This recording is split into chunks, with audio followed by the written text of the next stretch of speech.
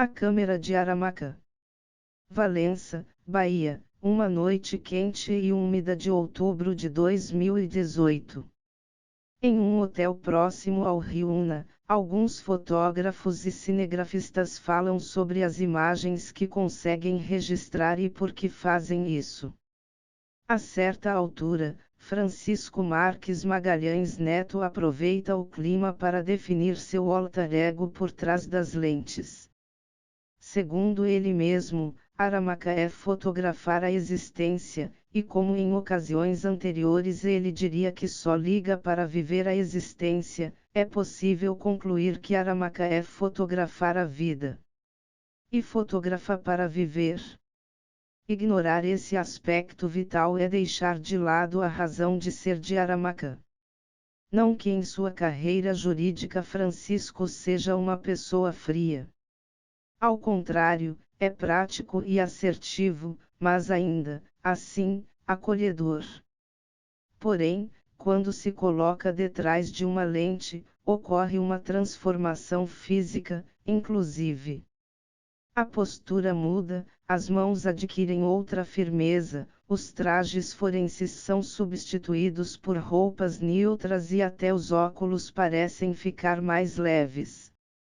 O único aspecto que permanece intacto é a expressão compenetrada, diligente, de quem está vivendo uma intensa movimentação interior mas oculta aos olhos do observador. Francisco Marques Magalhães Neto nasceu em Salvador em 1961, mas viveu até os 11 anos em Valença, principal centro urbano da Costa do Dendê. Com essa idade voltou para Salvador. Minha mãe, Dona Dolores, mudava a gente de escola quase a cada ano, porque queria que a gente estudasse com os melhores professores. Então eu e meus irmãos íamos sempre para a escola que pudesse oferecer isso naquele nosso período de formação. Por isso que acabei voltando para Salvador. Como sou o mais velho, fui primeiro. Depois os outros foram para lá também, diz Francisco. O período de férias escolares permitia que o menino e seus irmãos voltassem à Costa do Dendê por 3 meses, boa parte passada na casa que a família tinha na entrada de Morro de São Paulo, à época uma vila bem mais rústica que o grande destino turístico dos dias atuais. A Costa do Dendê toda é um caldeirão de experiência de vida. Aqui eu vi tudo, corri a pé todos os mangues, canais, praias, pedras. Jogava bola o dia todo, andava de monareta, uma bicicleta famosa na década de 1970, do centro de Valença até a praia do Guaibim. Tirava tabatinga, espécie de lama acinzentada, usada para fazer telhas, do mangue e fazia guerra de lama. Isso aqui é uma síntese da vida, conta Chico. E relembra outros casos. Eu surfava, mergulhava, fazia apneia, ia pro fundo do mar de cilindro e de compressor. Em Morro, quando era maré alta, a gente saltava dos muros do forte para o mar e depois escalava de volta pelas saliências das pedras. Fui pra mangue, tirava a roupa e tomava banho nu pra chegar em casa enxuto, porque a mãe deixava de castigo se a gente chegasse em casa sujo. Ou então a gente comprava tecido na fábrica e fazia um bocado de roupa igual, a gente pegava 2 roupas iguais, entrava no mangue, se sujava e, quando saía, vestia a roupa limpa. A gente saía escondido para ir ao matadouro, porque as mães não deixavam. A costa é isso. E eu tive a oportunidade de conviver com certas coisas que não são normais para um menino de outra cidade. A casa de Morro de São Paulo era a base da maior parte dessas vivências. O que a gente vivia era uma coisa que não existe mais, isso de veranear 3 meses direto, em uma época que Morro era totalmente diferente do que é hoje, aponta Chico. Tinha casas que funcionavam com luz a motor, outras não tinham luz elétrica. Tinha vila de pescadores, passaram gerações de hippies, de veranistas. A água potável era do minadouro, de uma biquinha, e um cara ia vender um barrilzinho, trazido no lombo de um burrinho. A água de lavar as coisas vinha da captação da água da chuva. A feira chegava de barco toda semana.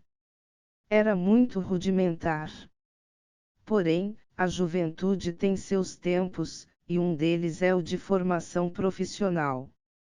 Guido Magalhães, pai de Chico, era advogado, e seu tio Tiquito, Francisco Araújo Magalhães Filho, Rábula 2.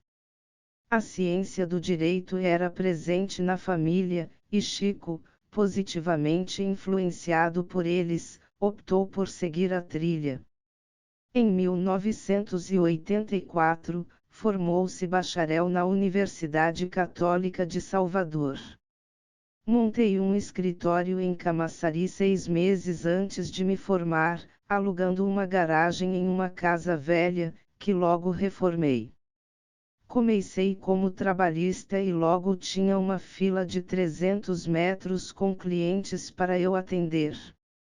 Foi assim até eu começar a ser chamado para a indústria petroquímica. Mudei então para as áreas de contencioso e consultoria.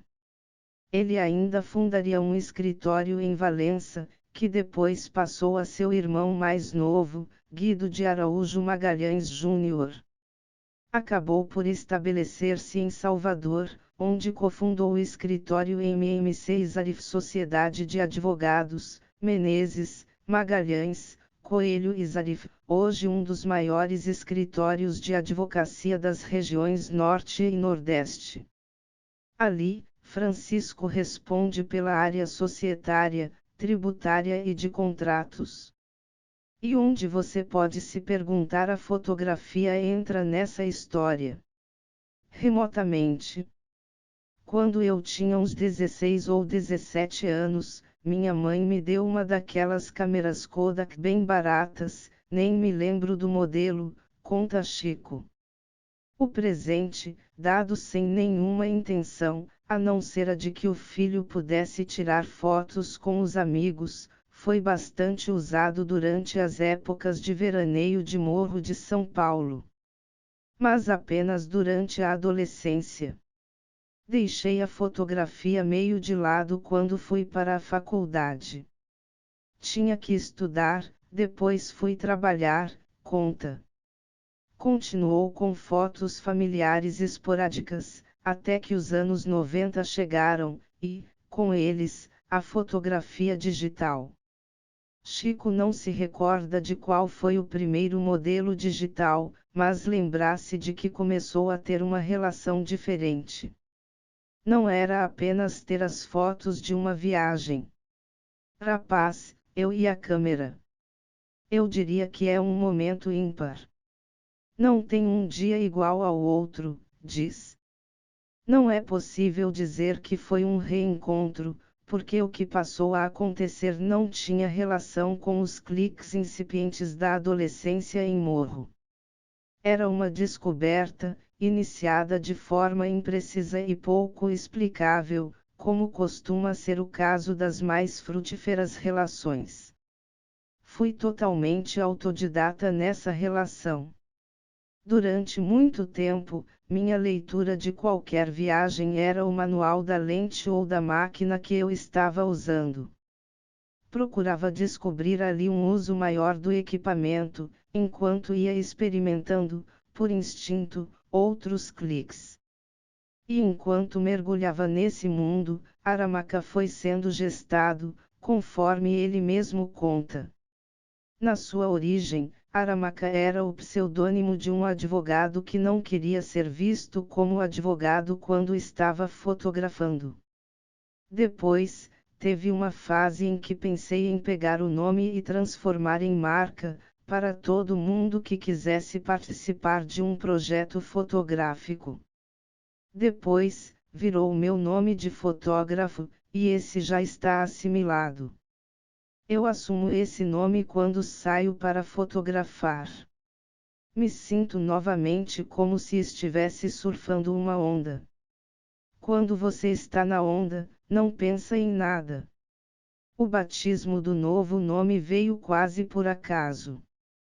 Francisco sempre gostou da lenda que envolve o nome popular do Trinectes maculatus, um peixe amarronzado com muitas manchas e listras finas. Segundo esse conto, o animal teria debochado de Nossa Senhora, ou do próprio Jesus Cristo, conforme algumas versões, repetindo suas frases com a boca entortada em deboche. Então, este ato teria condenado o bicho a ficar com a boca torta para sempre. Pelo apreço à história, e pelo fato de ser um peixe muito comum na costa do Dendê, Francisco quis usar seu nome popular para identificar seu endereço eletrônico. Porém, a internet tem suas regras ortográficas. Endereços eletrônicos não podem ser escritos com acentos ou sinais gráficos, e Aramaçã virou Aramaca. À medida que fui evoluindo em minhas fotos, algumas pessoas chegavam e me diziam: seu olhar é um olhar diferente. Eu acreditei risos. Aí entrei naquela de vamos fotografar. Troquei de equipamento, saí em viagens com o objetivo de fotografar. Me sentia o Aramaca quando ia ali sem nenhuma pretensão. Ele se lembra da primeira vez que fez uma imagem na qual sentiu que sua relação com a fotografia havia mudado. Foi uma foto que fiz lá na Capadócia, Turquia, tirada de dentro de um balão.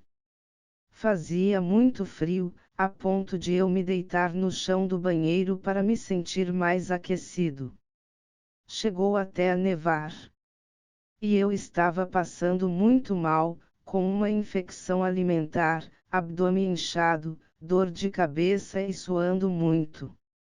Mas pensei: rapaz, vim pra cá, justo nessa azura, então vou, mesmo que todo quebrado. Fui até o campo de balões, subi naquele cesto e fui pro céu. Dali peguei uma cena que tenho na cabeça até hoje: tinha um balão abaixo de mim, como se estivesse numa cratera. Enquadrei-o e cliquei. Eu gostei muito daquela foto, e não só porque o cenário era lindíssimo. Mas ali eu vi que conseguia registrar uma coisa emocional mesmo. Não era só uma paisagem, era fotografar a existência. Se tivesse que escolher uma foto para dizer quando Aramaca começou, seria essa. Aliás, foi na Turquia que a fotografia realmente impressionou Aramaca. Precisei ir à Capadócia, andar pelos caminhos tortuosos que os cristãos se escondiam para não serem massacrados. Lá tem aquele cenário lunar, com aquelas montanhas em que a rocha pode ser escavada facilmente, e os cristãos fizeram túneis para se esconder quando eram perseguidos. Em Marrakech, fotografava pessoas trabalhando nas ruas, e me dei conta de que também gostava de fotos antropológicas. A não profissionalização, por assim dizer, tem a sua razão de ser. Ela permite a liberdade criativa e atende até mesmo a uma questão mais emocional. A fotografia substituiu algumas terapias, afirma. Prefiro rodar o mundo fazendo fotos sem o compromisso de ter que acertar a fazer uma terapia. Como eu não sou profissional, posso ficar despreocupado quanto a limites. Eu consigo estar imerso na fotografia como se fosse uma onda. Como o advogado Magalhães e como o fotógrafo Aramaca, Chico esteve sempre ligado à costa do Dendê. Mesmo quando deixou de residir lá, jamais perdeu a memória do que viveu ou deixou de testemunhar no que se transformou. A costa do Dendê ajudou, sim, a formar meu olhar como fotógrafo. Aguçou minha percepção. Eu vi nascerem fábricas de azeite de dendê em Valença. Eu via os rodões de um cliente do meu pai, via a própria fazenda dele na região que hoje é o município de Presidente Tancredo Neves, e ali tinha uma casa de farinha, relembra Aramacã. Estudei em colégio público.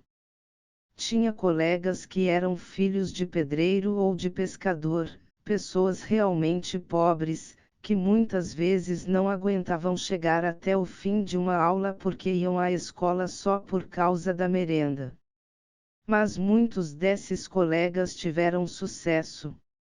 Um deles foi vereador em Valença, hoje é deputado federal, representando, nacionalmente, todas as colônias de pescadores do Brasil. Esse cenário todo teve influência no meu olhar. Aramacã dialoga com o advogado Francisco em muitos aspectos, porque, como diz, o direito está em tudo. Até no ar que você respira.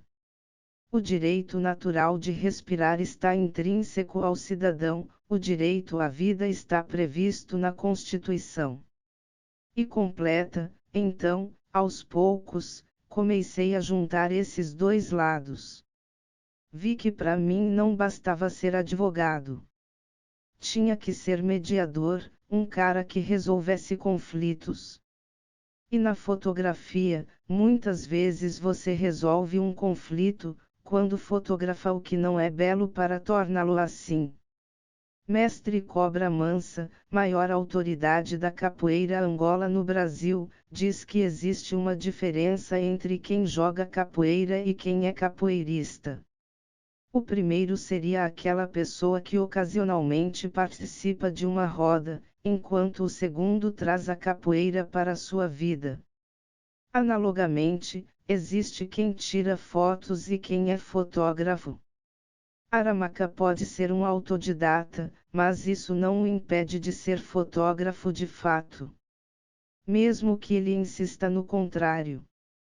Aramacã aproximar-se de Francisco quando entram as questões de direito digital e direito autoral. Mas não há conflito entre as identidades. Eu tinha muito medo dessa confusão no começo, hoje não, diz. Assumi que sou um fotógrafo autodidata, sem formação acadêmica. E o nome dele é Aramacã.